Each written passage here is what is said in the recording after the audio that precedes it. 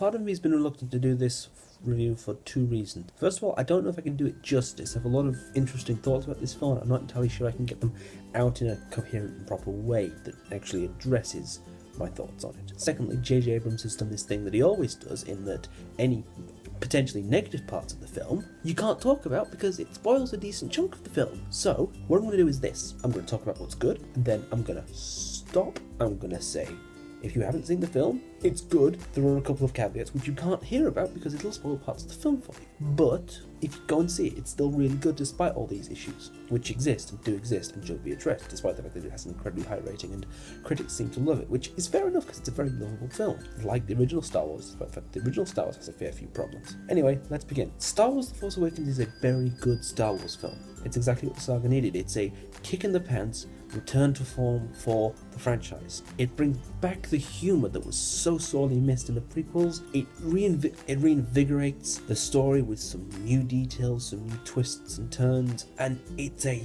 goddamn stellar cast. There is not a single bad actor in this. Daisy Ridley is fantastic as Rey, John Boyega is fantastic as Finn, Harrison Ford is fantastic as Harrison Ford, Carrie Fisher is fantastic as Leia, Mark Hamill's fantastic as Luke. Everybody in this is fantastic. Adam Driver is wonderfully, incredibly brilliant as Kylo Ren. And I have to say, genuine personal only me considerations go to Domhnall Gleeson as the Imperial First Order General. That's not a spoiler, you knew there was going to be one in there. He cuts such an imposing figure. It's almost on the same level as Peter Cushing in A New Hope, in the power that he commands in his sheer presence. He doesn't ham it up.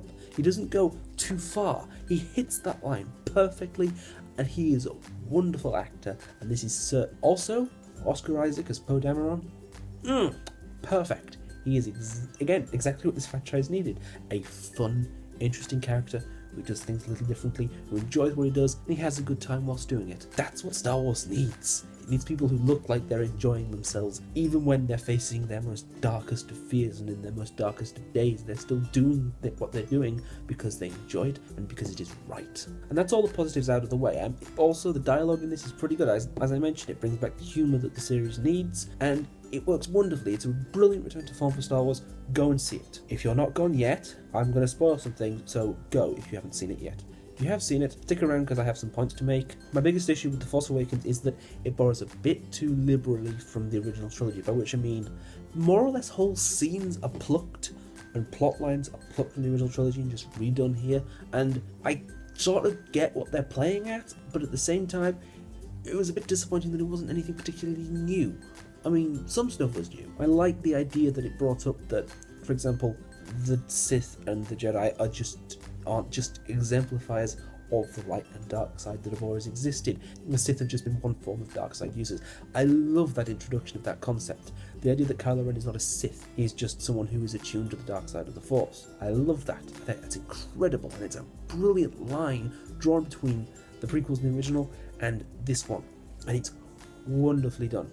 Genuinely love that. But it still takes too much from the originals, and I'm kind of hoping that this was just the sort of crowd pleaser, get bums on seats one, so that we can show that we can do more stuff later on, because I have particularly high hopes for Rian Johnson's episode 8, and I hope he pulls it off. And also, my god, that opening scene. I mean, it's a direct copy in lots of thematic ways to the opening of A New Hope. Again, same point, but it does it really well, and that's kind of the thing. This film copies a lot of the original trilogy stuff in terms of plot threads, in terms of scenes, in terms of pretty much most things, but it does it well. If this was any other film, people would be lambasting it because it's just a rip-off of A New Hope. But it's a Star Wars film, so it's allowed to do that, more or less. And that's one of J.J. Abrams' great abilities, that he can take other directors' styles and just take them and just do them, more or less, themselves. I mean, he has his own particular flair that he puts on it, but it's sort of not a carbon copy, but it's close. But then again, it works as a good transitional film, so yeah. Again, all the negatives you could point out about this film have positive aspects to them, so it's kind of hard to be mad at it, because it's just really good overall. And I do intend to see it again, and I will probably do some kind of follow-up after I see it again, and I'm not fully enthralled with the nostalgia of it all. It's great. It's genuinely really good Star Wars film, with a few minor flaws here and there, but then again, same with every other Star Wars film, and it has less flaws than the prequels, so I'm okay with it. If you like what I do, feel free to like and subscribe as always, and you can follow me on the social medias. The links are down there again as always. And yeah, thanks for watching, and I'll see you next time. Bye.